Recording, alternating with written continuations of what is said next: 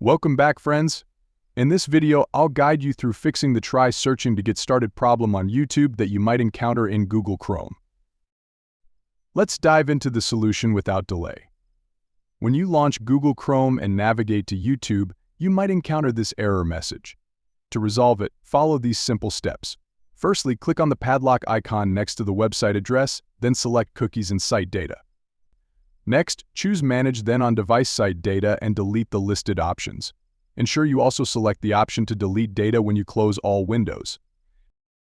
Once done, click Done and then hit Reload. Another option is to click on the three dots in the top right corner, go to Settings and scroll down to select About Google Chrome. Make sure your Chrome browser is up to date.